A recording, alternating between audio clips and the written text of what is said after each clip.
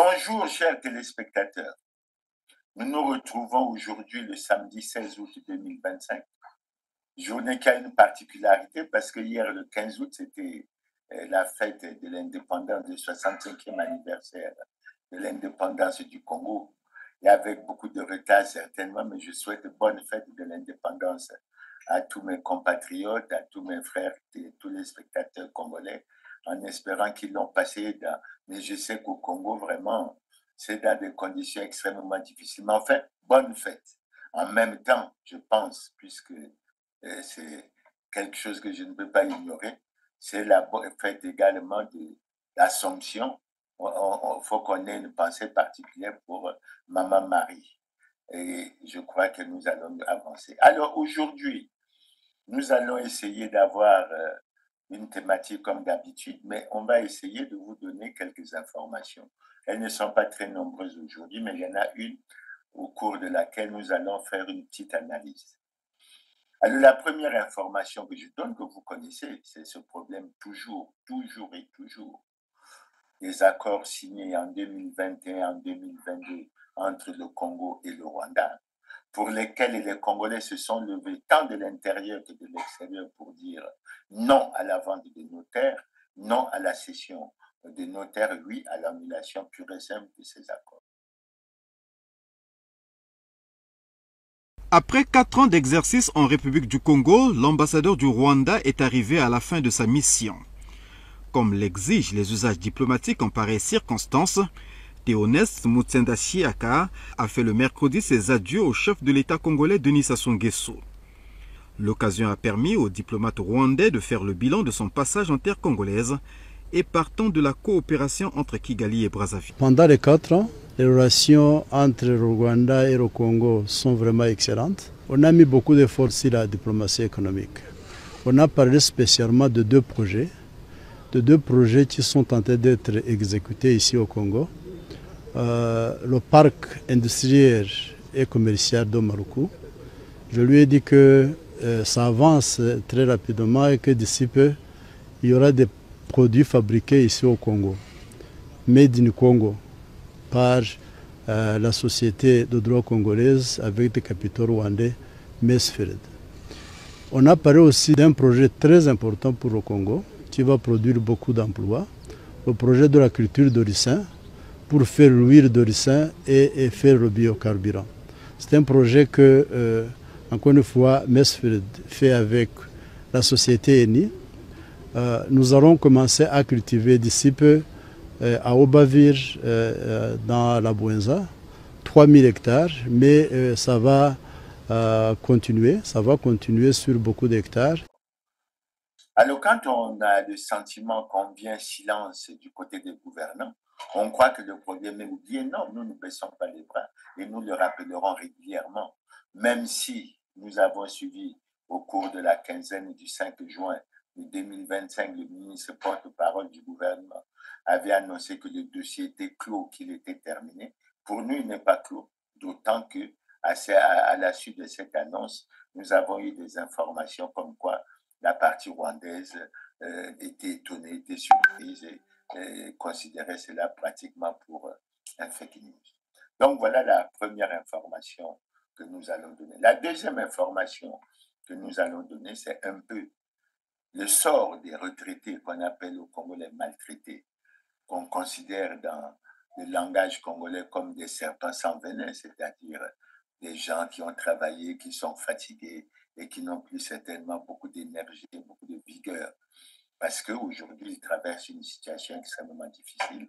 Et là, nous avons passé le 15 août, au moment où nous passions le 15 août, nous avions rien que pour l'année 2025 déjà 2 mois d'arriérés de pension, malgré que les engagements avaient été pris. Et c'est pour ça que nous avons été très heureux de découvrir sur les réseaux sociaux la déclaration qui a été faite par nos syndicats, qui ont tenu à nous rappeler un peu le non-respect des engagements pris par le gouvernement, parce qu'il semble qu'ils avaient pris des engagements en disant qu'il n'y aurait plus d'arriérés et que les pensions devaient même être payées de façon concomitante avec les salaires, pendant que les fonctionnaires n'ont aucun arriéré. Nous en avons deux et nous rappelons au gouvernement que nous sommes des personnes vulnérables et qu'on doit prendre sérieusement soin de nous. Prévu manifester devant la primature, c'est 500 mètres plus loin au rond-point de la gare que les retraités de la CREF ont tenu à exprimer leur ras-le-bol. Ils réclament 33 mois de pension impayés. Nous sommes venus voir à la primature, voir le gouvernement pour manifester nos mécontentements de ce qu'ils sont en train de faire. Parce qu'ils ne nous payent pas, ce n'est pas normal. Le Premier ministre est payé, le président est payé, les légales, ils sont payés. Ils ne mangent pas, ils ne boivent pas le vin chez eux. Nous n'allons pas à la primature pour aller injurier qui que ce soit. Demandez à monsieur le Premier ministre, où est notre argent? Où est notre argent? Ça y est où? Si c'est au trésor, on va aller au trésor. Si c'est la crève, nous irons à la crève. Si c'est le ministre du Travail, nous allons aller chez lui. Parce que c'est aussi un Congolais comme nous. Des revendications visibles sur des banderoles et affiches pour faire entendre leur colère. Ces anciens fonctionnaires qui vivent des situations sociales difficiles se posent autant de questions sur l'argent prélevé chaque mois sur les salaires des fonctionnaires actifs. Ils exigent aussi des explications sur les 10 milliards de francs CFA décaissés par le Trésor public en fin 2020 pour le paiement de 1 mois de pension. L'argent prélevé sur les fonctionnaires, qu'a-t-il fait de cet argent? Et les 11 milliards qui ont été décaissés au trésor, qui sont arrivés à la crève, qu'est-ce qu'ils ont fait de ces 11 milliards qu'on devrait payer 1 mois de pension? Nous attendons cette situation. Voilà pourquoi nous sommes arrivés pour la clarification. Et nous nous donnons un délai d'1 semaine. Dans le cas contraire, ce qui découlera, ça sera sur leur responsabilité. C'est sous un fond de grogne sociale avec des grèves dans plusieurs secteurs que la République du Congo attend son nouveau Premier ministre depuis maintenant 1 semaine. La deuxième chose que nous tenons à relever, c'est l'indifférence du gouvernement devant la misère des retraités. Je vous rappelle la situation des retraités au-delà des arriérés. Nous avions pratiquement 41 mois d'arriérés de pension. Nous avons la situation de la non-harmonisation à 300 de la valeur du point d'indice. Et pour la plupart d'entre nous, ils touchent leur pension à l'indice, à la valeur de l'indice 160, c'est-à-dire qu'ils touchent presque la moitié de ce qu'ils devraient toucher. Nous avons les problèmes des arrérages, nous avons les problèmes des différentiels. Évidemment, tout ça apparaît, dit-on, dans ce qu'on appelle la dette intérieure, mais il semble qu'il n'y a aucune solution. Les retraités avaient espéré que l'accord avec le Fonds monétaire allait faire bouger les choses. Malheureusement, ils sont déçus de constater que rien ne bouge. Et curieusement, c'est hier dans la soirée qu'on a appris qu'on a viré la pension du mois de juin et que les paiements vont commencer le mardi, c'est-à-dire le 19 août. C'est extrêmement grave. Mais je souhaite déjà, j'invite les responsables de nos syndicats à nous appeler en assemblée générale pour qu'ensemble, nous essayons d'avoir des échanges, des discussions et que nous apportons aussi les solutions aux problèmes qui sont les nôtres. N'oubliez pas que parmi les retraités, vous avez des statisticiens comme moi, vous avez des financiers, vous avez des comptables, vous avez et tout le monde. Donc nous sommes en mesure, en nous regroupant, d'avoir des solutions. Évidemment, il ne faut pas oublier également que la Constitution du Congo, notamment dans son article 27, garantit la liberté de réunion, garantit la liberté d'association et la liberté de manifestation. Je le dis parce que si nous prenons ensemble la décision, par exemple, comme on a fait dans le passé, de faire un sitting ou de faire une marche, ben, nous ne nous générons pas de l'affaire pourvu que les dispositions soient prises et que ça se passe dans l'ordre, etc., pour que notre voix puisse être entendue. Donc voilà pour ce qui est de ce volet. Et nous encourageons les responsables syndicaux à continuer. Et c'est vrai qu'ils ont essayé de donner un ultimatum presque sous 8 jours, mais je souhaite qu'ils prennent les dispositions pour qu'au 30 août, comme prévu, nous ayons une assemblée générale. Voilà un peu la deuxième information. La troisième information, nous la tirons un peu des chroniques d'Alphonse Ndongo, qui est un journaliste économique et financier. Et nous le félicitons, le remercions parce qu'il a fait une enquête sur les émoluments des ministres. Il a fait une enquête sur les émoluments des ministres des pays africains de la zone franc. Quand je parle de la zone franc, vous avez les pays de la CEMAC et vous avez les pays de l'UEMOA. Et cette enquête nous a inspirés parce que nous avons réalisé, nous avons découvert un certain nombre de chiffres qui nous préoccupent. Et nous allons vous en faire part. Alors, par rapport à ça, je ne parlerai pas des ministres d'État, je parlerai juste des ministres. En ce qui concerne cette enquête, il apparaît nettement qu'au Bénin, un ministre, les émoluments d'un ministre s'élèvent à 1 703 518 francs. Évidemment, semble-t-il que lorsqu'on défalque les impôts, ça diminue autour d'1 100 000, 1 200 000. Quand on est au Cameroun, et le chiffre au Cameroun m'a surpris, le ministre camerounais gagnerait 679 297 francs. Ça m'a surpris. Mais il a semblé expliquer qu'en plus de ce qu'ils gagnent, ils ont comme une espèce de caisse noire. Je ne sais pas comment ça fonctionne, mais enfin, nous avons retenu le chiffre officiel qui nous a été donné. Au Burkina Faso, le ministre toucherait 1 200 000, mais il a tenu à préciser que ça, c'était avant l'arrivée du président Ibrahim Traoré. Et lorsque le président Ibrahim Traoré est arrivé, il semble qu'il y a eu une réduction, du train de vie de l'État et les émoluments des ministres ont été touchés. J'ai cru comprendre que ça tourne autour d'1 million. Mais enfin, du point de vue de la tendance, nous retiendrons 1 200 000. Au Congo-Brazzaville, un ministre gagnerait 10 millions de francs CFA. Vous voyez bien qu'il y a déjà une nette différence. Il a la gratuité d'eau, la gratuité d'électricité, bien d'autres avantages. Il a même droit à un logement. En Côte d'Ivoire, les ministres gagneraient 5 millions de francs CFA. Au Gabon, 4 900 000. Au Mali, ils gagneraient entre 500 et 550 000. J'ai retenu 550 000. Au Niger, ils gagneraient 650 000.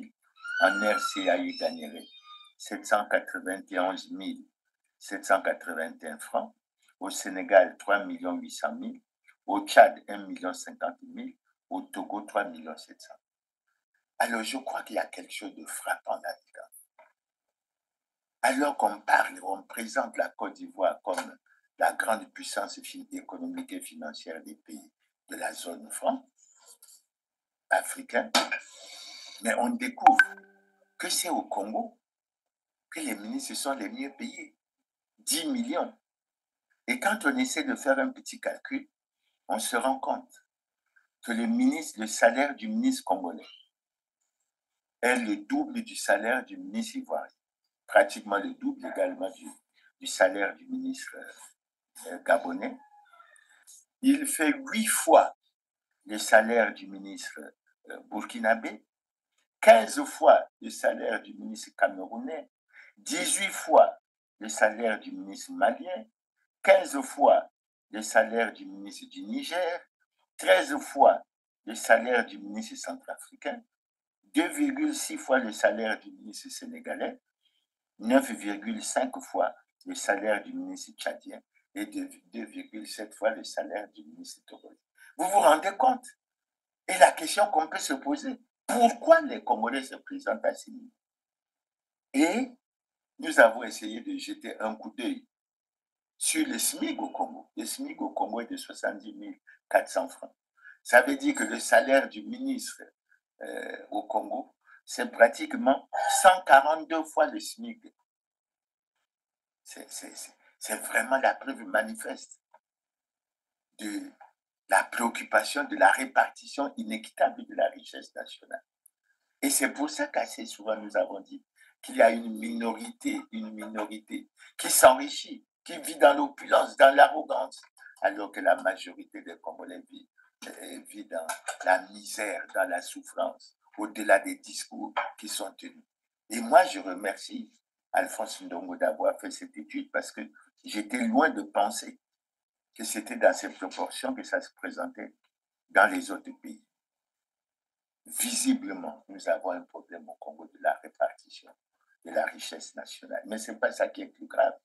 Ce qui est plus grave, c'est le refus des gouvernants congolais de procéder à la réduction du train de vie de l'État. Parce que figurez-vous, on peut faire le calcul et il peut se faire aisément. Supposons même qu'on ramène le salaire du ministre congolais à 3 800 000 qui représente le salaire d'un ministre sénégalais. est-ce que ça ne serait pas approprié et relatif à la situation que nous connaissons présentement? Est-ce qu'il est normal pour les ministres eux-mêmes quand ils suivent? Alors, ce que nous ne comprenons pas, et c'est en ça que cette information est importante, pourquoi au-delà de ça, nous sommes baignés dans des problèmes de corruption, nous sommes baignés dans des problèmes de détournement de fonds publics? Nous, l'enquête de Libération ce jeudi sur le détournement présumé de la manne pétrolière du Congo-Brazzaville, l'un des pays hélènes les plus pauvres du monde. Des centaines de milliers d'euros, de millions d'euros évaporés dans ce qui s'apparente au pillage de tout un pays où le revenu moyen par habitant n'atteint pas 5 euros par jour. Le premier volet de cette enquête, intitulé « Le président, l'intermédiaire et les millions envolés », raconte comment l'arrestation de cet homme d'affaires, Lucien Ebata, un proche du président Denis Sassou Nguesso, mis en examen en France en 2021 pour blanchiment et corruption active, comment son arrestation a permis la mise au jour d'un puissant système financier occulte au profit du clan du président Denis Sassou Nguesso, arrivé au pouvoir pour la première fois, on le rappelle, en 1979, une affaire qui a commencé en janvier 2012 à l'aéroport de Roissy, où Lucien Ebata s'était fait arrêter en possession de sommes stupéfiantes en liquide, 182 000 euros et 40 000 $ en espèces non déclarées, au cœur de ce système de détournement présumé. Une société, la société de Lucien Ebata, la société Orion, du nom de la constellation symbolisant la force dans la mythologie grecque. Une entreprise moins poétiquement immatriculée aux Seychelles avec l'aide du cabinet d'avocats Mossack Fonseca, un nom qui vous dit sans doute quelque chose puisqu'il s'agit de la société qui s'est retrouvée au cœur du scandale d'évasion fiscale des Panama Papers. S'agissant d'Orion, donc, Libé affirme que cette société a alimenté des dépenses somptuaires, des dizaines de milliers d'euros de cadeaux achetés dans des boutiques de luxe sur les Champs-Élysées, jusqu'à des mouvements de cash pouvant atteindre des millions d'euros à Paris et à Monaco. Libération évoque une affaire qui résonne avec celle des biens mal acquis, dans laquelle, on s'en souvient, des membres du clan de Denis Sassou Nguesso sont soupçonnés de s'être constitués des patrimoines illicites en France grâce à des détournements de fonds publics. Nous sommes baignés dans les problèmes de la fraude, de la concussion, du népotisme et du reste. Mais que se passe-t-il au Congo en réalité? Que veulent en réalité les gouvernants congolais? Mais j'ai pensé, à la suite du travail fait par Alphonse Ndongo, porter à la connaissance un peu des téléspectateurs la situation qui se présente au Congo, mais qui traverse depuis plus de 10 ans une grave crise multidimensionnelle à laquelle les gouvernants actuels n'ont pas été en mesure d'apporter les solutions appropriées. Au début, ils ont cru, s'agissant de cette crise, qu'ils pouvaient procéder à des ajustements internes. Mais ils se sont rendus compte qu'ils en étaient incapables. Et finalement, ils se sont rapprochés du Fonds monétaire international. Ils ont eu un premier programme en 2019 qu'ils n'ont pas pu tenir puisqu'ils n'ont pas respecté les engagements pris. Ils ont eu un autre programme en janvier 2022. Le programme s'est terminé. Mais les Congolais se sont davantage enfoncés dans la misère et dans la souffrance. Et c'est ça, la réalité. Donc, c'est ces trois informations que j'ai tenu à livrer aujourd'hui, tout en sachant que la dernière devrait permettre de faire réfléchir. Maintenant, en ce qui concerne la thématique d'aujourd'hui, nous avons pensé, parce que ces derniers temps, dans l'environnement congolais, on est revenu régulièrement sur un mot, la paix, la paix, la paix. La paix au moment où, parce que nous sommes le 16, nous sommes pratiquement à 7 mois de la tenue de l'élection présidentielle de mars 2026. Si cette élection se tient le 15 mars. Et à 15 mois, nous avons pensé essayer d'aborder un thème pour dégager des pistes de réflexion. Et le thème est le suivant, la paix. Mais en plus, la gouvernance électorale et la paix. C'est pour ça que nous avons tenu dans ce créneau a commencé à essayer de nous donner un contour en ce qui concerne la paix. D'abord, nous tenons à informer les téléspectateurs qu'au Congo, le Congo est un pays laïque. Mais nous avons découvert que le ministre de l'Intérieur et de la décentralisation a adressé des lettres aux préfets dans tous les départements pour leur demander d'organiser des séances de prière, etc., même dans les cadres d'œcuménie, semble-t-il, pour embarquer les communautés religieuses dans la dynamique de la paix, dans la dynamique du vivre ensemble. Est-ce qu'au Congo, vraiment, nous sommes dans le vivre ensemble? Est-ce qu'au Congo, vraiment, nous sommes dans la paix? Il faut savoir que le quotidien des Congolais est également préoccupé par les problèmes de sécurité qui existent dans le pays. Des phénomènes comme les bébés noirs, comme les Koulouna, etc. C'est vrai que ces derniers temps, ça a eu tendance comme à diminuer, mais de temps en temps, nous apprenons et que les Congolais, dans la plupart des cas, sont menacés. Mais nous suivons le discours des gouvernants. Ce discours que nous avons, qui a attiré notre attention, parce qu'ils disent que la paix est dangereusement menacée. Et nous souhaiterions en avoir le contour, parce que quand ils parlent de la paix qui est dangereusement menacée, ils essaient d'illustrer cela à travers ce qui se passe à travers le monde. Les conflits que nous connaissons parmi ces conflits ce qui se passe entre la Russie et l'Ukraine, nous savons ce qui se passe à Gaza avec les Israéliens et les Palestiniens, nous savons ce qui se passe au Soudan, etc. Mais au plan interne, on n'a pas donné suffisamment de détails, d'informations pour que les Congolais puissent également essayer de bien cerner ce problème. Mais nous devons déjà dire aux gouvernants que l'un des aspects que nous tenons à souligner sur ce problème de la paix, c'est que les gouvernants ne sont pas à l'écoute. Ils ne sont pas à l'écoute. Assez souvent, les voix des Congolais se sont élevées pour demander soit des dialogues nationaux inclusifs, soit la tenue des États généraux pour sortir ce pays de la grave crise multidimensionnelle dans laquelle il est plongé. Mais les gouvernants ont souvent pensé qu'il n'y avait pas de problème, etc. Nous sommes même arrivés à nous demander pourquoi le Conseil national de dialogue ne se tenait pas. Pourquoi? Mais parce que dans la Constitution du 25 octobre 2015, les articles 227 et 228 instituent un Conseil national du dialogue, organe de concertation, organe d'apaisement, de recherche de consensus entre les forces vives de la nation sur les problèmes politiques d'intérêt national. Les problèmes politiques d'intérêt national, il y en a tellement. Mais comment ces gouvernants se refusent à aller au dialogue? Et comment ils pensent à l'approche des élections? Pourquoi ils ne pensent qu'à la prière à l'approche des élections? Mais le problème de la paix, de la sécurité, il est pratiquement permanent et on devrait pratiquement avancer. Donc, nous faisons déjà au niveau des gouvernants un reproche, celui de ne pas être à l'écoute des Congolais.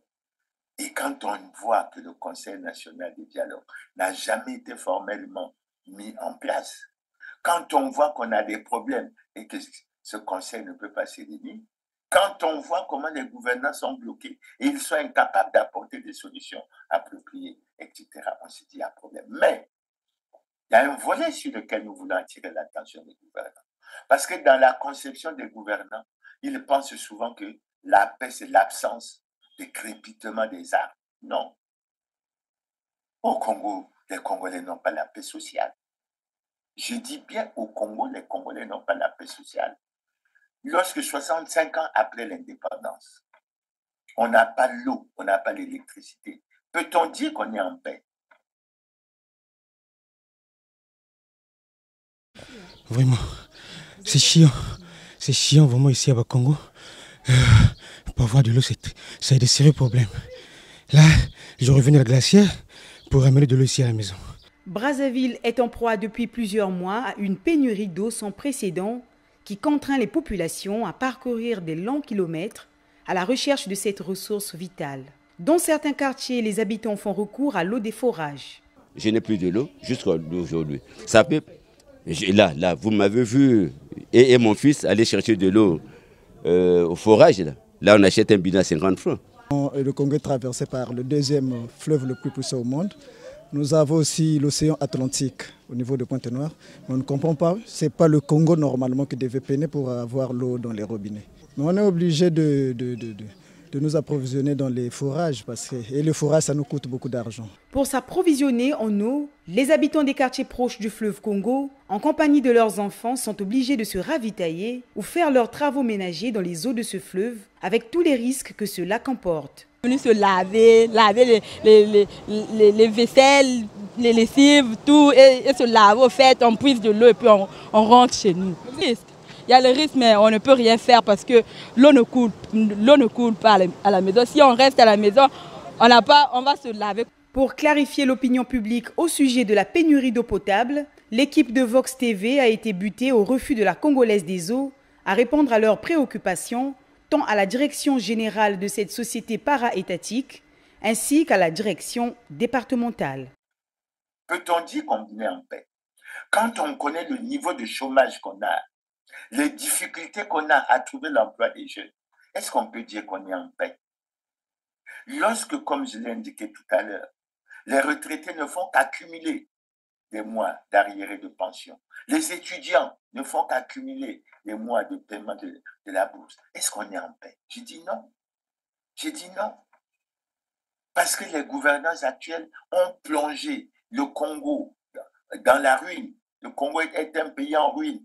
Et les Congolais sont plongés dans la misère et dans la souffrance.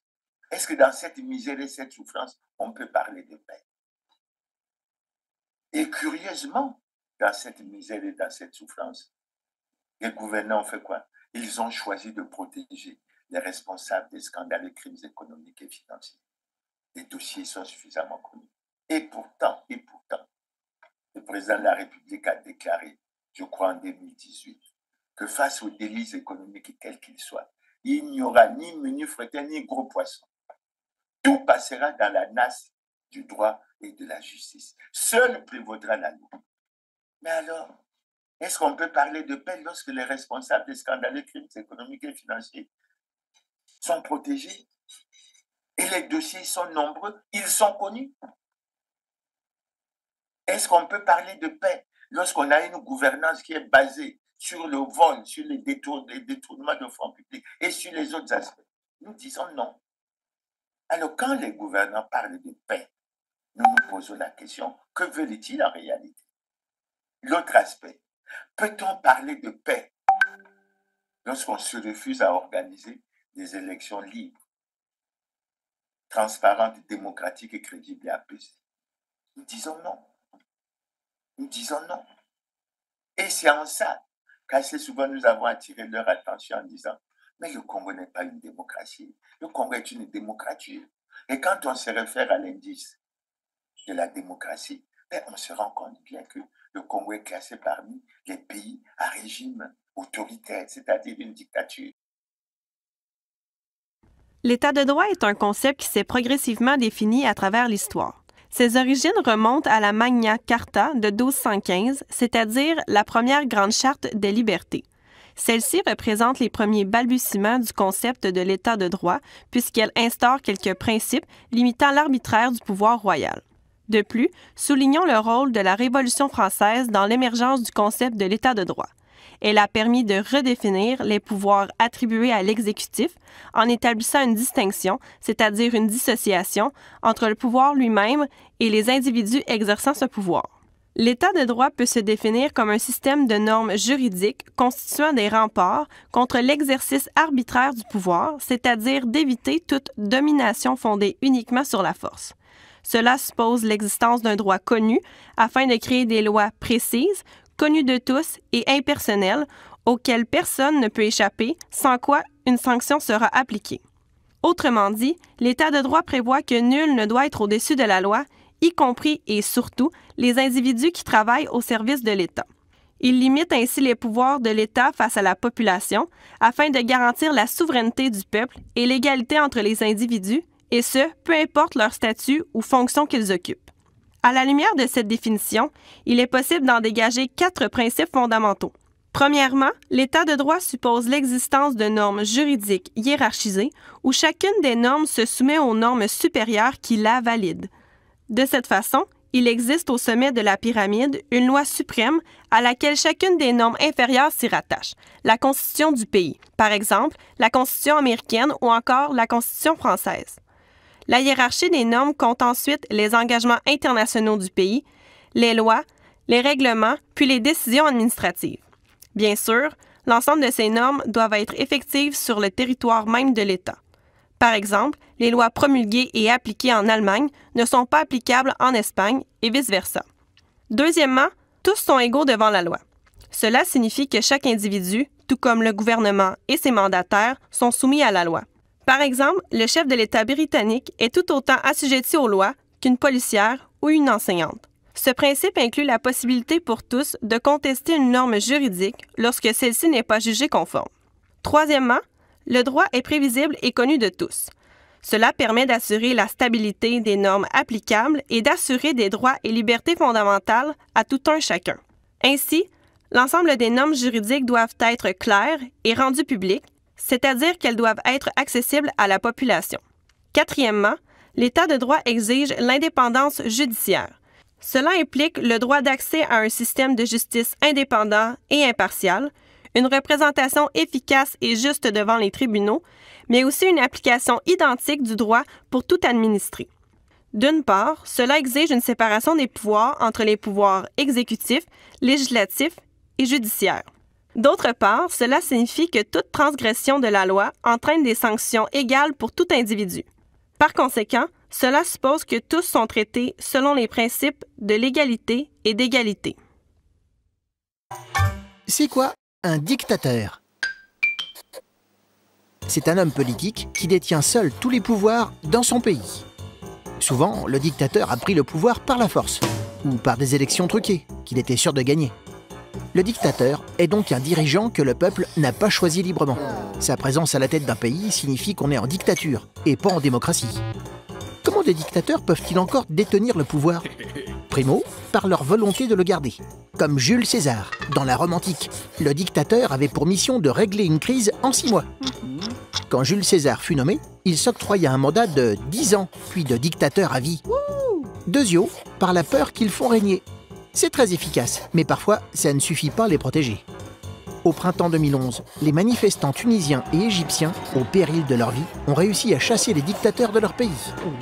Ces histoires aident à voir ce qu'est un dictateur. Une personne qui chérit le pouvoir au point de le voler, puis de ne plus vouloir le céder.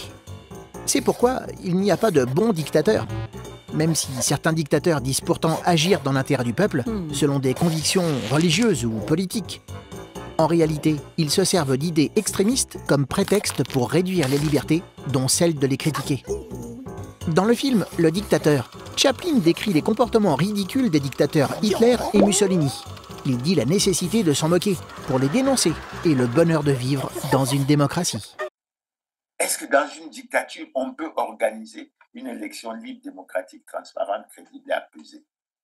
Est-ce que les résultats des élections qui sont communiqués sont les résultats sortis des urnes? C'est pour ça. Ensuite, est-ce que les gouvernants respectent les engagements pris? Notre position est non. Alors nous avons essayé et choisi de faire un peu le contour un peu de la notion de paix. Et nous revenons à la conclusion que nous avons énoncée d'entrée de jeu. La paix ne signifie pas l'absence de crépitement des armes. La faim, la famine, tous ces problèmes, l'école qui est pratiquement dans une situation dramatique et catastrophique, la santé, etc. Ça ne permet pas aux Congolais de vivre en paix. Il n'y a pas de route, les érosions, etc. Quand on parle de paix, fondamentalement, on pose le problème de la gouvernance de façon générale. Et le Congo a des problèmes, parce que la gouvernance du Congo est loin d'être une gouvernance excellente. Elle est loin d'être bonne. Elle est loin de nous aider à obtenir l'amélioration des conditions de vie des Congolais. Et le Congolais, aujourd'hui, vit dans une situation misérable. Surtout qu'avec cette crise qui s'est annoncée, beaucoup d'entreprises ont fermé. Beaucoup de jeunes, beaucoup de travailleurs se sont retrouvés sans emploi. Maintenant, quand on prend le secteur de l'État lui-même,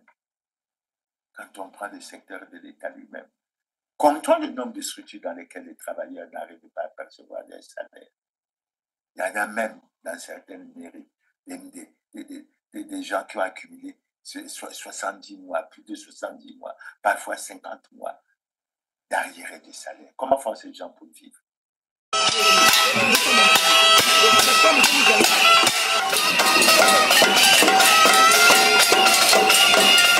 C'est par ce bruit des casseroles, sous une fine pluie, que ces travailleurs du Laboratoire national de santé publique ont exprimé leur ras-le-bol. Constituant un collectif dénommé Union Sacrée, les agents de cette structure sanitaire et marchand à budget de transfert spécialisé dans le diagnostic médical et surveillance des maladies revendiquent le paiement de 17 mois d'arriérés pour le compte des années 2023-2024 ainsi que les 3 mois de salaire impayés de l'année en cours.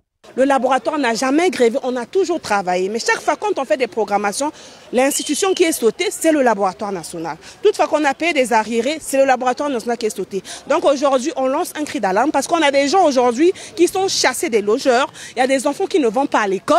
Il y a des gens qui peinent pour arriver au boulot. Malgré ça, avec cette torture morale, comment est-ce que nous allons travailler? Donc nous demandons au gouvernement de jeter un regard favorable au niveau du laboratoire national. Au moins 4 mois de salaire qui est payé, ça va quand même nous arranger. Dans l'incapacité de subvenir aux besoins des siens, les agents du laboratoire de santé publique sollicitent le paiement des arriérés de salaire pour alléger la situation sociale et économique précaire à laquelle ils sont confrontés. Depuis l'année 2017, la structure traverse une crise auquel nous sommes dans l'incapacité de s'en sortir. Actuellement, le laboratoire national totalise 17 mois d'arriérés de salaire et 3 mois d'impayés. Le laboratoire national, depuis août 2024, qu'on avait payé le laboratoire national, jusqu'à nos jours, le laboratoire national souffre de l'impayement des salaires. Et aujourd'hui, ce qui pousse les agents à se soulever, c'est quoi? Parce qu'il y a une crise. Il y a une crise entre l'administration et les partenaires sociaux. Le collectif des travailleurs du laboratoire national plaide également pour le dialogue social entre les agents et l'administration afin de régler les différends qui prévalent au sein de cette structure publique d'analyse biomédicale. Et comment ils sont soutenus? Donc nous voulons dire qu'il est intéressant, que les gouvernants pensent à ce problème de paix. Mais ils doivent y penser de façon permanente. Et quand on parle du vivre ensemble, il faut qu'on sache que nous avons des contentieux qui doivent être réglés. Je vous en cite qu'un. Mais nous sommes tristes au mois d'août quand on fête la fête de l'anniversaire comme ça a été le cas hier. Et d'avoir une pensée pour le président Alphonse Massamba Deba, qui a eu un bilan, pour moi, fortement positif à la tête de l'État congolais, mais qui jusqu'à aujourd'hui n'a pas de sépulture. C'est pour ça que je dis qu'il y a tellement de problèmes. Au-delà du problème du président Alphonse Massamba Deba, on peut penser au problème des disparus du BIC. On peut penser au problème qu'on oublie maintenant, des disparus des couloirs humanitaires. On peut penser de la situation des victimes de la catastrophe du 4 mars 2012. On peut parler. Et les disparus du BIC, j'en parle parce que un procès a eu lieu dans ce pays. Il a conclu à ce qu'il y avait des victimes sans auteur. Et une mission des Nations Unies est venue dans ce pays pour recommander aux gouvernants de tout mettre en œuvre pour que l'enquête se poursuive et qu'on puisse découvrir les véritables coupables. Regardez 2005 et 2025, ça fait 20 ans. Et où en sommes-nous? Le procureur de Meaux, alors les chefs d'inculpation étaient de mémoire, torture, disparition forcée et crimes contre l'humanité. Torture, disparition forcée, crimes contre l'humanité. Et nous visions expressément dans cette plainte, évidemment, le général Dabira, puisque c'est lui qui permettait de justifier la compétence de la juridiction française, mais aussi Sassou Nguesso lui-même, sans nourrir trop d'illusions, puisqu'il y a, comme vous le savez, une immunité des chefs d'État qui persiste à ce niveau-là, pas devant la Cour pénale internationale, mais à ce niveau, mais nous le visions tout de même. Et puis Pierre Aubat, ministre de l'Intérieur, au moment des événements du massacre. Donc l'affaire est allée devant la juridiction de Meaux. Le parquet, suite à notre saisine, a, ce qui n'est pas toujours le cas, tout de même accepté de mettre en œuvre l'action publique Et donc, un juge d'instruction a été désigné. Et au surplus, nous avons eu la chance à ce moment-là de tomber sur un des rares juges d'instruction, surtout à l'époque, investi dans ce domaine de la justice internationale et au surplus courageux. Ce n'est pas le cas, il faut le dire, de tous les magistrats de France, de Navarre et sans doute d'ailleurs. Mais celui-là était courageux. Donc, quand il y a eu l'ouverture de cette information, la FIDH s'est constituée partie civile. J'ai été l'avocat dès le départ dans ce dossier. Après, j'ai eu d'autres avocats qui sont intervenus dans d'autres dossiers avec moi pour la FIDH. Là, j'ai été dès le départ le seul avocat. Et j'ai constitué aussi la Ligue des droits de l'homme française, je suis l'actuel président, l'OCDH, l'Organisation congolaise des droits de l'homme, et puis aussi quelques rescapés de ce massacre du Beach, des rescapés miraculés, et deux d'entre eux en particulier, dont j'aurai la mémoire constante, qui avaient été emmenés, si vous voulez, au pied de ce palais présidentiel où avaient lieu les exécutions. Et comme il y avait une série de personnes qui étaient au fur et à mesure fusillées, qui tombaient, deux d'entre eux fait le mort, si on peut dire, sous coup des balles qui étaient tirées par l'armée congolaise, et ont réussi en rampant au prix, pour l'un d'entre eux, c'est vraiment un miraculé, ont réussi à survivre, à venir en France, à obtenir le statut de réfugié politique. Et par la suite, il y a eu beaucoup d'autres Congolais, personnes physiques, représentés par d'autres confrères, dont des confrères congolais d'ailleurs, qui se sont constitués partie civile. Voilà le panorama. L'instruction donc a pu démarrer avec M. Gervillier, qui était ce juge d'instruction dont je vous parlais tout à l'heure. Le général Dabira, à l'époque, était interrogé puisqu'il était en France et il a été placé, malheureusement, je dirais, parce que moi j'aurais aimé qu'il soit mis tout de suite en examen, mais c'est vrai que c'était compliqué au niveau des preuves de sa responsabilité pénale. Il a été placé sous le statut de témoin assisté. Bon, ça c'était en 2002 ou 2003. Immédiatement, le Congo de M. Sassou Nguesso a réagi, s'est offusqué bien sûr auprès des autorités françaises d'une pareille atteinte à la majesté qu'il est. Bon, les autorités françaises, évidemment, n'ont pas facilité à aucun moment le travail de la justice, comme vous pouvez le deviner. Et Sassou Nguesso a saisi la Cour internationale de justice, la CIJ. Alors, vous savez que c'est une cour qui est saisie d'État à État, c'est-à-dire c'est une plainte du Congo-Brazzaville contre la France pour dire que la France n'avait aucune raison de juger qui que ce soit du Congo-Brazzaville. Et la CIJ a rendu en 2003 une décision qui a été favorable à la poursuite de l'instruction en disant qu'il n'y avait pas lieu de surseoir à la poursuite de cette instruction. Et beaucoup plus tard, le Congo a abandonné d'ailleurs les poursuites devant la CIJ. On en était là. Autre épisode marquant, je vais dérouler le fil des années sans tout vous raconter, mais un épisode vraiment très emblématique et très symbolique de ce que peut être l'atteinte, comment dire, l'immixtion du politique dans le judiciaire. Il se trouve qu'est venu en France Jean-François Ndengue. C'était de mémoire au mois de mars-avril 2004. Jean-François Ndengue, qui lui était directeur de la police nationale et qui était parmi les personnes dans le collimateur des poursuites potentielles devant le juge d'instruction. Monsieur Gervillier, sachant qu'on le prévient de la présence de Ndengue, le fait placer en garde à vue, le fait déférer devant lui en tant que juge d'instruction et le fait placer en détention, en le mettant en examen et placé en détention.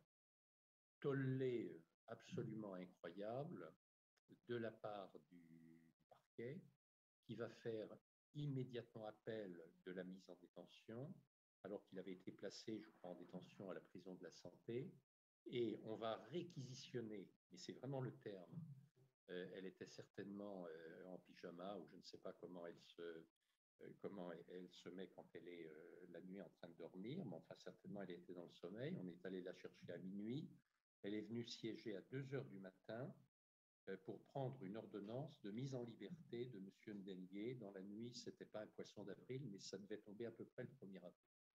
Et effectivement, M. Ndengue, qui donc avait été incarcéré à la prison de la Santé, a pu, de par cette décision de la présidente de la Chambre de l'instruction, être remis immédiatement en liberté, placé dans un avion qui l'a ramené triomphant, où il a été accueilli, je crois, avec tous les honneurs qui évidemment lui étaient dus, quand il est retourné au Congo-Brazzaville. Ça a fait un petit scandale dans la presse, bon, très insuffisant, mais enfin tout de même à l'époque. C'est vous dire le contexte de cette affaire.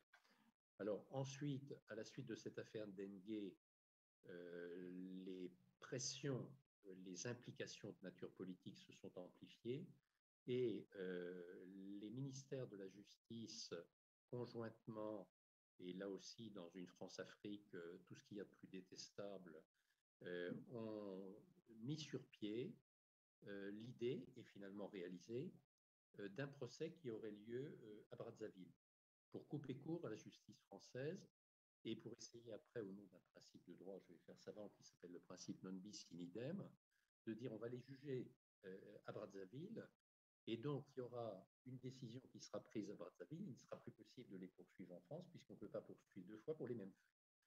Donc on a mis sur pied très vite cette procédure qui n'était jamais qu'une mascarade de procès, qui s'est tenue au mois d'août 2005, où 15 personnes se sont trouvées poursuivies, dont Dabira d'ailleurs, et puis quelques autres. Et on a assisté à ce... Alors, en plus, ces 15 personnes étaient évidemment assistées d'avocats congolais, mais aussi de 2 confrères français, dont l'un a eu un comportement... il faut reconnaître que compte tenu des honoraires qu'il a perçus, qui ont été... La presse s'est répandue là-dessus, donc je ne dévoile rien. Je reconnais qu'il pouvait, pour ce prix-là, se comporter comme il l'a fait. Enfin, chacun peut renier son âme. Et puis, il s'appelle Kampichi, pour ne pas le nommer. Et puis, il y a un autre avocat qui m'a davantage surpris, parce que c'est quelqu'un pour qui j'avais plus d'estime, qui s'appelle De Saint-Pierre, qui aujourd'hui encore a été, ou est toujours l'avocat du Monde, d'ailleurs, le journal Le Monde, qui est allé dans cette mascarade aussi se pervertir. Toujours est-il qu'on a assisté à un résultat hallucinant, c'est-à-dire une responsabilité qui a été reconnue, l'arrêt de la Cour d'appel de Brazzaville, sans instruction, c'est un procès vraiment mascarade, je le disais. On reconnaît qu'il y a effectivement que l'État congolais dans ce massacre a une responsabilité, mais sur les 15 prévenus, personne n'est responsable. Ils sont tous acquittés. Ils ont tous été acquittés. Autrement dit, on a fabriqué un procès pour acquitter, pas pour condamner. On a fait semblant de dire on va les poursuivre, mais l'objectif, c'était de les acquitter. Mais il faut bien que nous arrivions un jour, si nous voulons bien parler de paix, à la réconciliation nationale. Et en cela, je pense assez souvent à ce qui a été vécu, à ce qui a été connu en Afrique du Sud, c'est-à-dire cette commission justice, vérité, réconciliation. Je crois qu'il faut qu'on prenne la mesure, la véritable mesure de la situation et qu'on essaye de faire les choses par rapport à ce qui a été fait. Maintenant, au-delà de ça, j'ai voulu, puisque nous sommes à 7 mois de la tenue de l'élection présidentielle en mars 2026, j'ai tenu à aborder un autre aspect, c'est l'aspect de la gouvernance électorale et de la paix. Nous en parlons pourquoi? Mais parce qu'en Afrique, surtout en Afrique subsaharienne, de nombreux conflits ont eu pour cause principale les problèmes des élections, mal préparées, élections truquées, les contestations, etc. Tel a été le cas, et nous allons y revenir, du Congo en 1997, du Congo en 2016. Tel a été le cas de la Côte d'Ivoire en 2010. Tel a été le cas du Kenya en 2007. Tel a été le cas du Gabon en 2007. Et on peut citer les autres exemples dans les autres pays. Ils sont tellement nombreux. Si nous revenons au Congo, nous pouvons dire qu'en 2016, qu'est-ce que nous avons vécu? Et après l'élection, même un peu avant l'élection, Jean-Marie Michel Moukoko était déjà traqué pour une affaire de vidéo. Et aujourd'hui, il y a des affaires de vidéo qui touchent certains compatriotes Et on n'en parle pas du tout. On n'en parle pas du tout. Et cela apparaît comme si c'était un règlement de compte. Mais à cause de ça, Jean-Marie Michel Moukoko purge actuellement sa 10e année à la maison d'arrêt de Brazzaville. Il en est de même pour André Kombi-Salissa. La caractéristique essentielle qu'ils ont tous les deux, c'est laquelle? Mais c'est qu'ils ont refusé de reconnaître les élections, les résultats des élections de 2016. Mais dans le même temps, au Congo-Brazzaville, qu'est-ce que nous avons connu? Mais le 4 avril 2016, il s'est passé soi-disant une attaque dans la partie sud de Brazzaville. Attaque selon les gouvernants qui étaient attribués au révérend pasteur Ntoumi, etc. Et ses compatriotes ont même été traités de terroristes avec lesquels on ne pouvait pas négocier. Mais c'est avec eux que finalement, il y a eu des négociations qui ont abouti en décembre 2017 à la signature d'un accord de paix. Il ne faut pas oublier de dire que les événements de Brazzaville Sud se sont prolongés dans tout le pool et ont donné lieu à ce qu'on appelle la guerre du pool. Nous serons obligés de le faire, mon général. Oui, oui, il faut le faire. Dernier, ils vont faire la même chose dans Madibou. Il faut le faire. À Madibou, dès qu'on atteint Madibou, on fait venir le même canard sur et tout ça là, et puis on va voir qu'est-ce que ça va donner. Et toujours en progressant le Ngangalingolo, il faut toujours qu'on fasse. Toujours, mais c'est ça. Voilà, l'engin sur la route, en train de fouetter. Exactement. Maman, papa, à plat. Si la nana va tout. Ah là-haut, moi, dans mon cœur, maman, pour barrer dans mon tir de loi. Parle. Yo lo bagana nini? Dira oyanga santa encore pona oyaka awa. Soko kanga na brother bira na kupa. Na kupa bete na zana. Le roi de l'enfer. Nazana bangola. Tambola, roati. Okota lelo tinga ngalingolo foto comme lelo tinga ngalingolo. Tokota tina sana esprit bien. Ah, c'est le colonel Oyiba. C'est le colonel Oyiba qui va rentrer en Ngangalingolo. À peine là. On est déjà dans Ngangalingolo. C'est bon.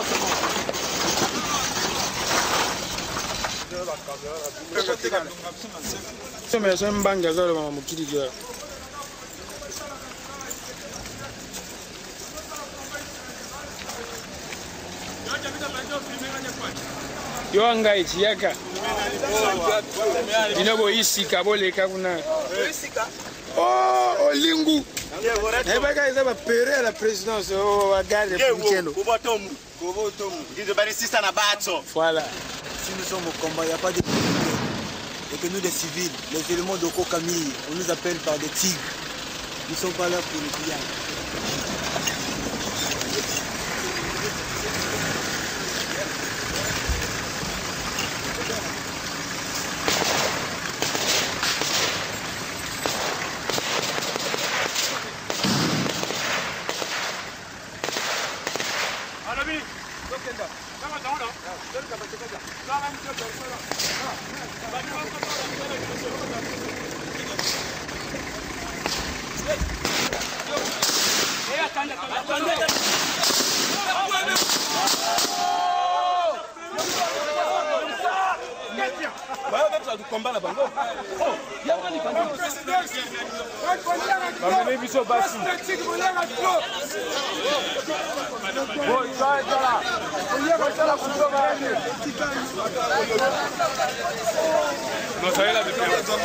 Bon, voilà. Dozo sala boy. Oh, boya quelqu'un les tigres. Dozo kota boy, ton nettoyer boy. Ton sali boy. Ton nettoyer boy. Bozo mona. Mais dont le bilan est extrêmement lourd, tant en termes de victimes, de pertes de vies humaines, qu'en termes de dégâts matériels et autres, en termes d'exécution sommaire, en termes de déplacement. Et on devrait tirer les leçons en termes d'amélioration du travail qui doit être fait au niveau de la gouvernance électorale pour que les élections ne soient pas un élément de perturbation de la paix. Mais nous pouvons également penser à cette élection de 2021 pour laquelle nous avons enregistré la mort de Guy Brice Parfait Kolela pratiquement le jour de l'élection. Le jour de l'élection. Et c'est véritablement triste. C'est véritablement triste. Maintenant, quand on sort de ceci, mais avant de passer à l'autre aspect, s'agissant de Guy Brice Parfait Kolela, chaque fois qu'on a l'occasion de parler de lui, j'ai toujours une idée particulière pour le testament qu'il a laissé, invitant les Congolais à se lever, à se mettre debout pour le changement. Et c'est à nous les Congolais, nous, qui nous battons pour la libération nationale, d'intérioriser ce testament et à chaque fois d'œuvrer tout en sachant que nous allons nous battre pour rendre hommage à Guy Brice Parfait Kolela. Maintenant, au-delà de ce que j'ai cité en ce qui concerne le Congo, Jean-Marie Michel Moukoko, André Okombisa, il faut qu'on ait une pensée particulière pour toutes ces victimes que nous avons connues, cette fracture que nous avons connue en 2015, s'agissant du changement de constitution. Surtout qu'après, et avec ce qui se dit maintenant par les présidents Talon, par les présidents Ibrahim Traoré, par les présidents Mamadi Issoufou, lorsqu'on relit la charte africaine, la charte de l'Union africaine, ou lorsqu'on lit la charte africaine de la démocratie, des élections et de la gouvernance, ben on peut se rendre compte que nous qui avons mené ce combat pour dire non au changement de constitution, nous avons réellement raison. Et nous avons eu les avis, comme ceux du prof de Jean-Louis Debré, qui était président du Conseil constitutionnel de France, mais qui a témoigné et qui a donné une réponse cinglante aux émissaires qui lui avaient été envoyés en disant que le changement de constitution n'était pas possible si on voulait respecter la loi et que toute autre solution était exclue. Enfrat, bonjour, rebonjour. On va passer avec vous sur la revue de presse internationale et on la commence cette revue de presse au Congo où le président Denis Sassou Nguesso annonce vouloir soumettre au référendum une nouvelle constitution et cette nouvelle constitution est susceptible de lui permettre de rester au pouvoir. J'ai décidé de donner la parole directement au peuple afin qu'il se prononce sur le projet de loi énonçant les principes fondamentaux de la République, a-t-il déclaré mardi. Ce sont des propos repris intégralement ce matin par The Mail and Guardian d'Afrique du Sud qui rappelle que le président congolais, 72 ans, a dirigé le pays de 1979 jusqu'en 1992 avant de revenir au pouvoir 5 ans plus tard, en 1997, à l'issue d'une guerre civile. Frappé à présent par la limite d'âge et l'interdiction d'exercer plus de 2 mandats qui est prévue par la Constitution, il ne peut théoriquement pas se représenter à la prochaine présidentielle, prévue l'année prochaine, d'où la proposition donc de changer la Constitution. La Croix évoque des manœuvres pour garder le pouvoir que dénonce notamment l'opposant Jean Mercœur du collectif Tournons la page. Il n'a jamais été question pour Sassou Nguesso de quitter le pouvoir. Il va donc le garder en renversant la constitution de son pays. Autrement dit, il prépare un coup d'État constitutionnel, dit-il. Brice Makosso, le secrétaire permanent de la commission Justice et Paix de Pointe-Noire, un autre opposant, se déclare très inquiet pour l'évolution de la situation dans son pays. Comme au Burkina Faso et au Burundi, la société civile va se mobiliser, prévient-il, en rappelant que Sassou Nguesso n'est pas un enfant de cœur. Comme au Burundi, je le cite, on peut craindre l'usage de la force et de la violence contre les manifestants.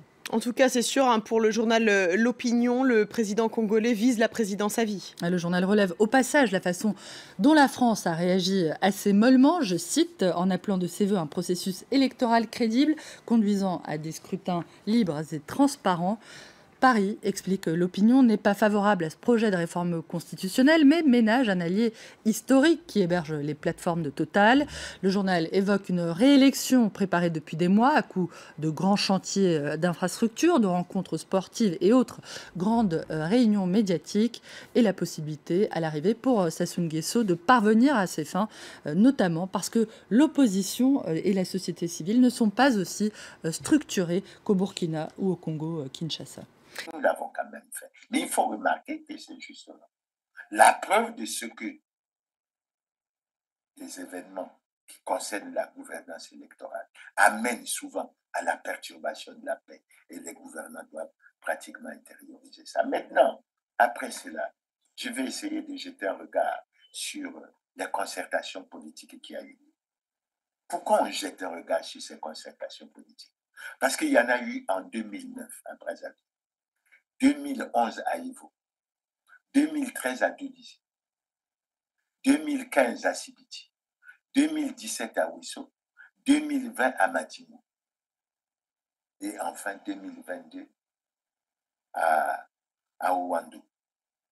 Quand on regarde bien, curieusement, chaque fois qu'on annonce une élection, il y a une concertation. Mais il faut noter que ces concertations n'étaient basées sur... Il n'y avait aucune base juridique. Aucune base juridique. C'est par l'oralité que ça s'organisait, etc. Et ce n'est pas du tout très intéressant.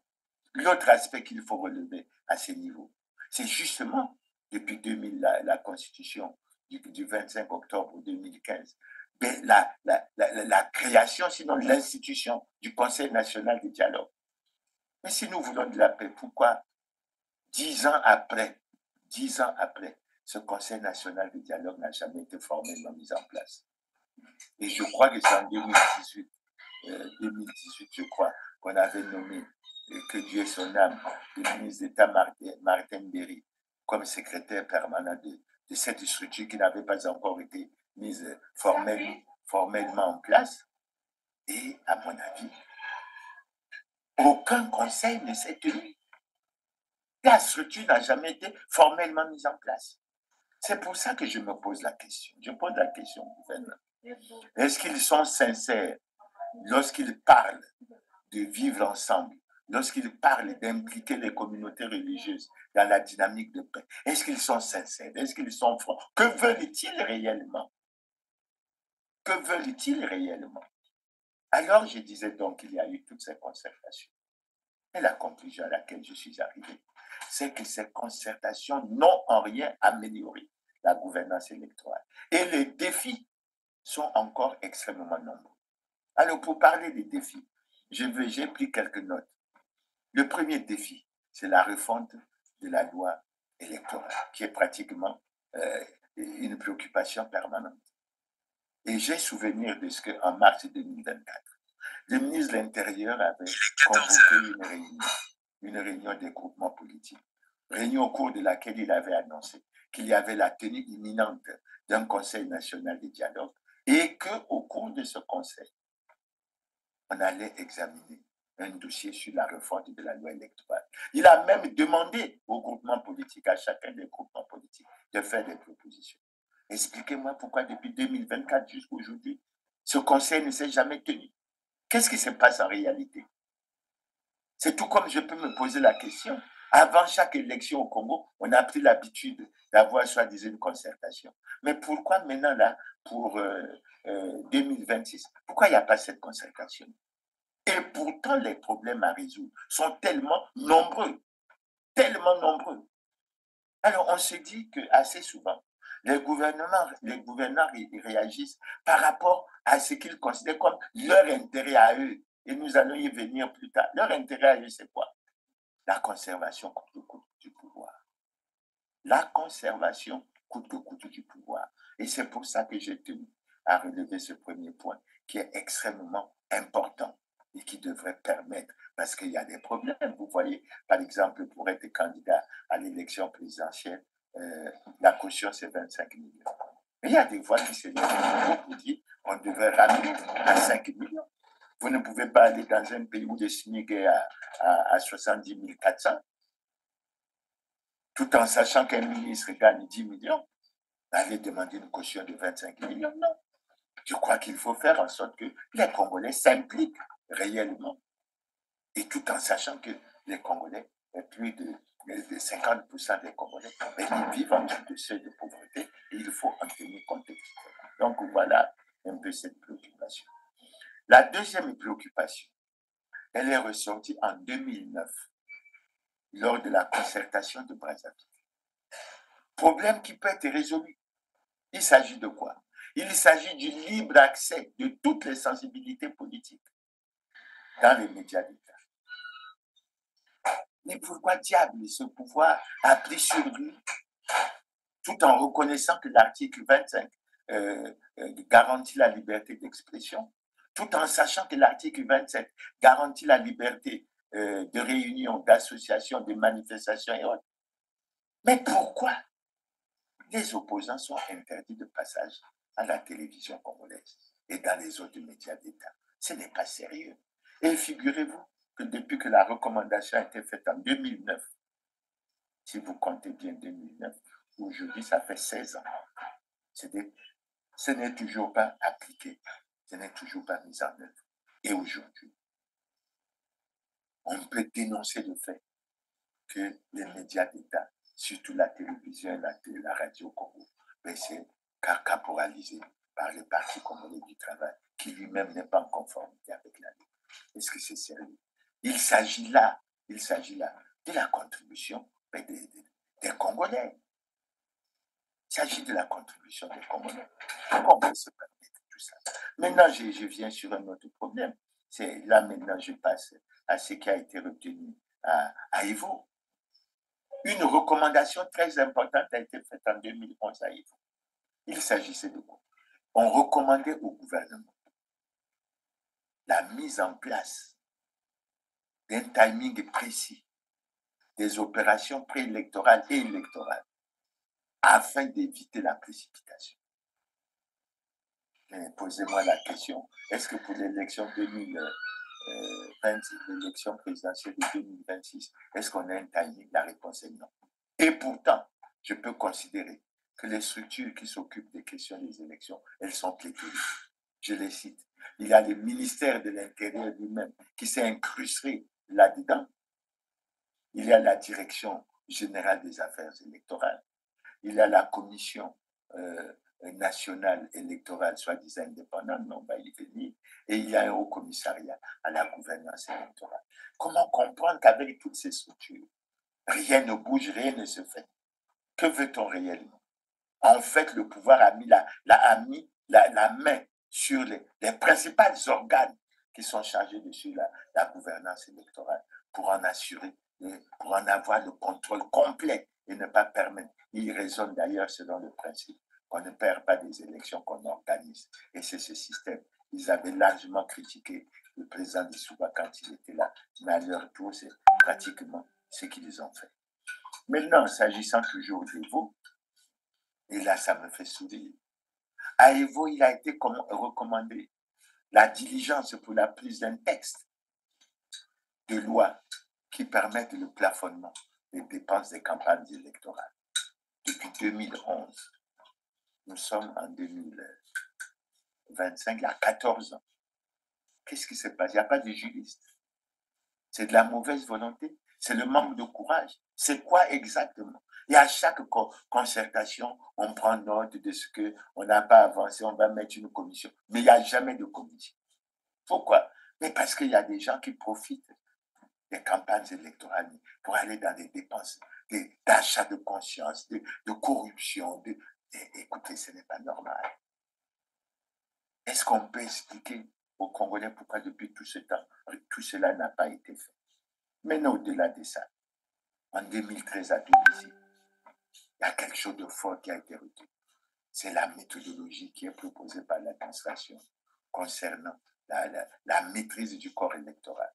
Et il y a une commission qui a été mise en place qui a conclu que cette démarche ne permet pas d'avoir la maîtrise du corps électoral et donc ne permet pas qu'on puisse avoir des listes électorales fiables.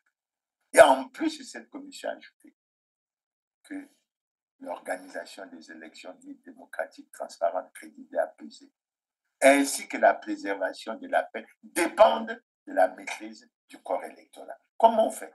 Et quand on constate aujourd'hui que le ministre Raymond Zéphirem a déjà lancé l'opération de révision des listes, mais avec ce que nous savons et que nous avons pu réaliser en termes d'enquête au niveau de la loi sur les partis, et nous avons constaté que c'est pratiquement la même chose. C'est-à-dire qu'on est toujours dans une vision de manque de transparence. Et c'est très dangereux. Ce n'est pas du tout intéressant. À Dolisie, il a été également arrêté. Quelque chose de très important. d'appliquer avec rigueur la loi sur les partis. Et je suis très bien placé pour dire que ça ne se fait pas avec rigueur puisque nous sommes en plein dans les débats et nous avons fait apparaître clairement que les partis soi-disant reconnus par le ministère de l'Intérieur et de la décentralisation ne sont pas des partis conformes à la loi. Et je crois que le ministère de l'Intérieur devrait regarder ça de près. L'autre aspect qui a été évoqué à Dolisie, c'est la mise en place d'une commission nationale électorale indépendante. Parce que le jargon administratif aujourd'hui, à travers ce qui se dit au niveau des gouvernants, ils disent que la commission électorale, non, elle n'est pas indépendante. Parce que lorsque la commission électorale est indépendante, d'après ce que nous avons retenu de la déclaration de Bamako, d'après ce que nous avons retenu de la charte africaine de la démocratie des élections et de la gouvernance, mais c'est la Commission nationale électorale indépendante qui a la maîtrise de tout le processus électoral, depuis les actes préparatoires jusqu'à la proclamation des élections. Ce n'est pas le cas. Et aujourd'hui, le ministère de l'Intérieur est fortement impliqué dans les actes préparatoires et dans les autres. Cette affaire de Commission nationale électorale, etc., ne jouant qu'un rôle de contrôle. En fait, ils ne suivent rien. Le gros et le tout est fait par la commission électorale. Maintenant, l'autre aspect qui a été soulevé à Dolisie, en liaison avec le problème de la révision des listes électorales, c'était de dire que pour résoudre le problème de la maîtrise du corps électoral, il fallait que nous passions à la biométrie. Et à Dolisie, on a demandé que l'on aille vers l'établissement des cartes biométriques avec photo. Depuis 2013 à Dolisie, nous sommes en 2025, il y a 12 ans. 12 ans. Tout ça, ça n'a pas marché. Et on n'est pas arrivé pratiquement à l'établissement, il y a l'établissement des cartes biométriques. Et moi, j'ai été heureux de suivre quelqu'un qui prend part activement à cette démarche, qui a déclaré que c'est dommage et qui a affirmé que l'établissement des cartes biométriques aurait réduit de près de 80 à 90% la marge de fraude et que ça aurait amélioré la situation. Sinon, avec la révision extraordinaire ou ordinaire des listes électorales, on est en plein dans la fraude. Alors, sur cette affaire de biométrie, il semble que le blocage, sinon la réalisation de celle-ci était conditionnée par la réalisation d'un recensement général de la population et de l'habitat. Il y en a eu en 2023. Mais vous savez que ce recensement également a posé beaucoup de problèmes parce que beaucoup de questions ont été posées et les gens, les structures qui s'en occupaient, semble-t-il, n'ont pas été capables d'apporter les réponses à cette situation. Et aujourd'hui, on est là, dans une situation, etc., etc. Donc, quand on fait ce tour, qui n'est pas exhaustif, on découvre quoi? Mais on découvre que les défis en termes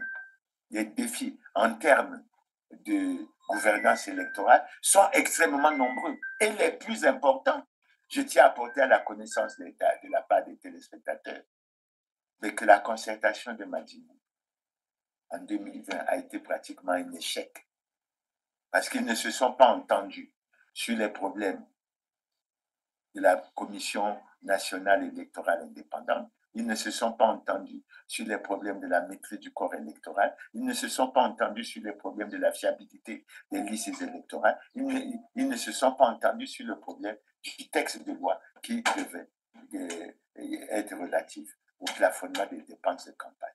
Et absolument rien n'a été fait dans ce sens. Donc voilà, c'est pour ça qu'au moment où nous faisons ce tour, nous arrivons à une conclusion que nous vous avons déjà pratiquement émise, c'est-à-dire que les mascarades de concertation qui ont été organisées de 2009 pratiquement jusqu'en 2020 n'ont en rien amélioré la gouvernance électorale. Et c'est ça qui fait peser les menaces sur la paix dans notre pays. Et c'est ça le lien entre la gouvernance électorale et la perturbation de la paix. Parce que nous sommes encore très loin de remplir les conditions permissibles pour la tenue d'une élection libre, démocratique, transparente et apaisée. Maintenant, dans ce même volet, nous allons aborder un aspect.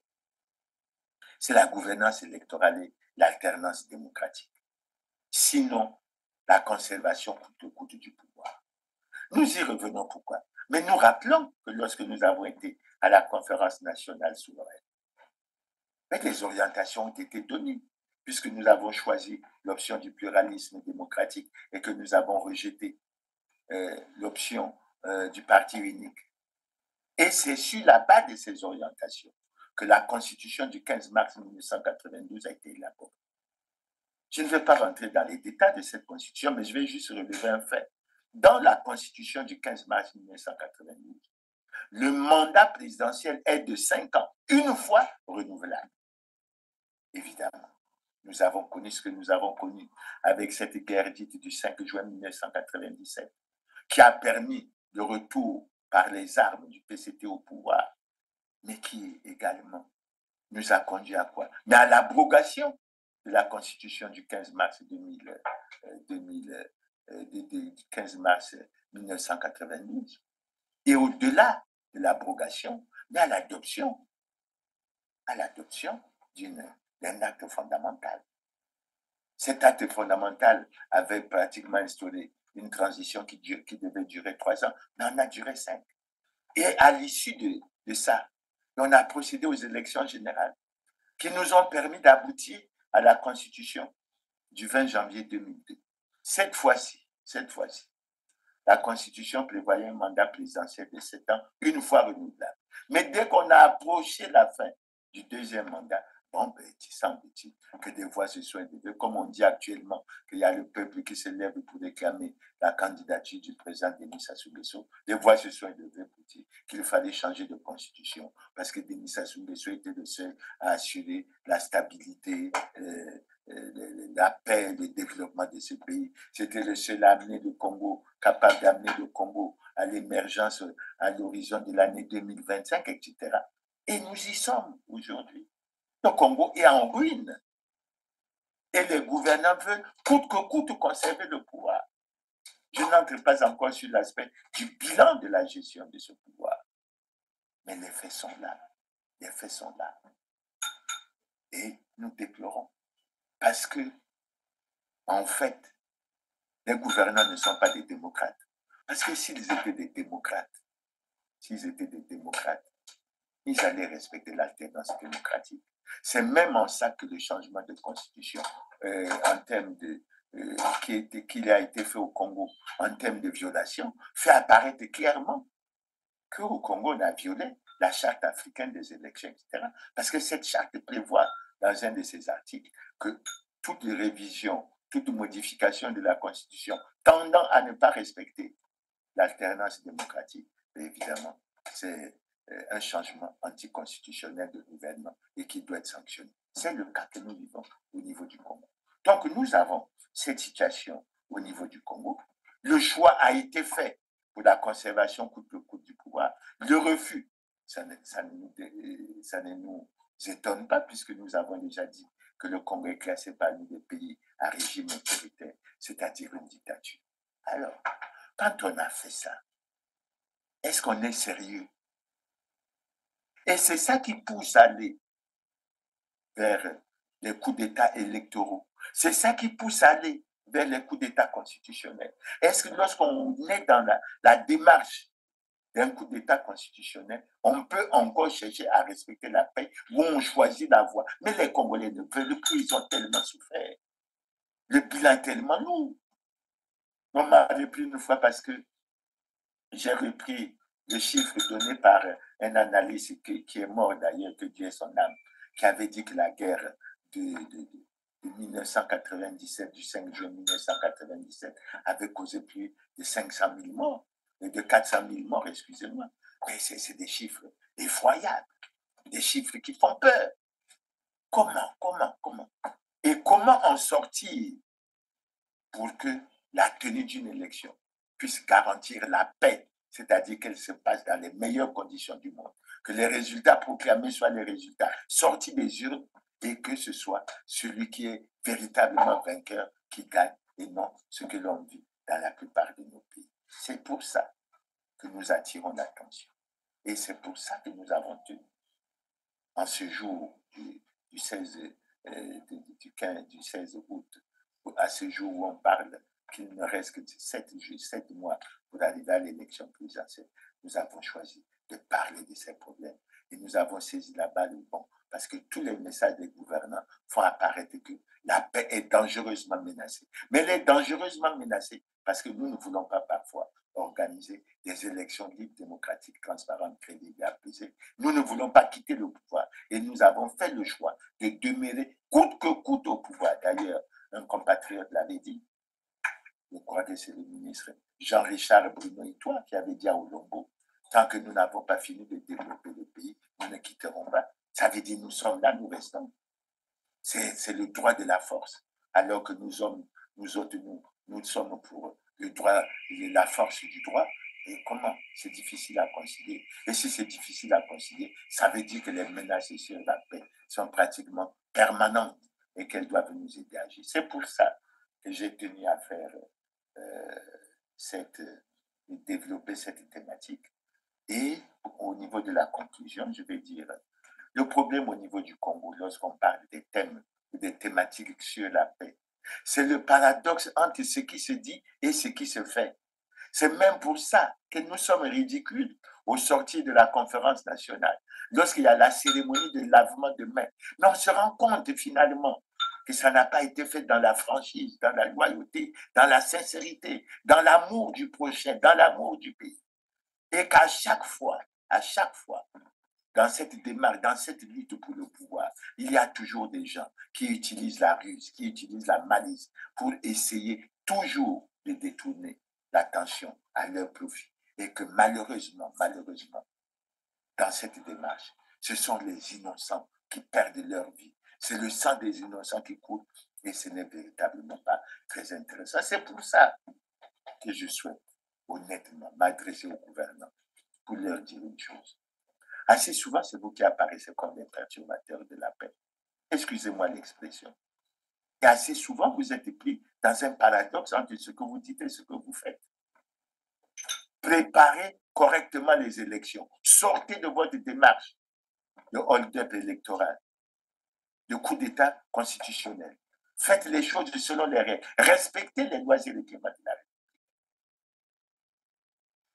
Et sachez que le pouvoir, et j'ai bien admiré ce que le président Talon a dit, à un moment donné, quand on a mis trop de temps au pouvoir, on perd l'efficacité. Il faut le reconnaître parce que nous sommes tous des humains. La perfection n'est pas de ce monde.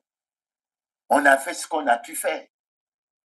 Mais quand on dit n'a pas fini de réaliser les projets, mais la notion de la continuité de l'État signifie toujours que l'État continuera à poursuivre ce que vous avez commencé.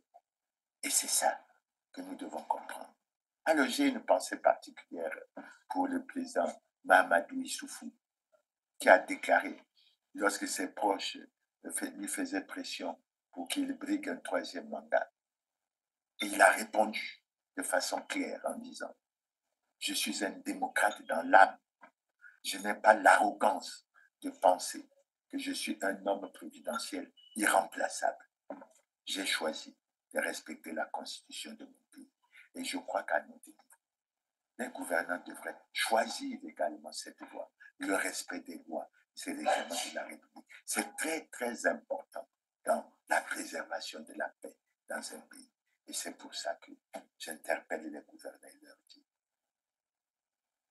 ne continuez pas dans votre démarche de vouloir réaliser dans ce pays un nouveau coup d'État constitutionnel, un nouveau coup d'État électoral. Les Congolais en ont trop souffert. Les Congolais tiennent aujourd'hui à une chose. Ils sont dans la misère, mais ils veulent au moins vivre en paix. C'est vrai. Perdre la paix, parce que tout le monde dit que la paix, c'est nécessaire pour le développement, etc. Mais il faut bien l'obtenir dans des conditions optimales d'amour du prochain, d'amour des Congolais et d'amour du Congo. Voilà, chers téléspectateurs, le message que je voulais vous faire passer aujourd'hui. Je pense que la prochaine fois, nous essaierons de nous pencher, si Dieu le veut, sur une analyse beaucoup plus approfondie des défis de la gouvernance électorale pour que nous voyions concrètement vers où nous allons. Chers téléspectateurs, encore une fois, notamment pour mes compatriotes congolais, avec beaucoup de retard et je m'en excuse, souhaite une bonne fête de l'indépendance pour les autres. Je vous remercie pour votre aimable attention et vous donne rendez-vous au samedi 23 août, je crois. Et je suppose que nous aurons encore un thème extrêmement intéressant. Merci et à bientôt.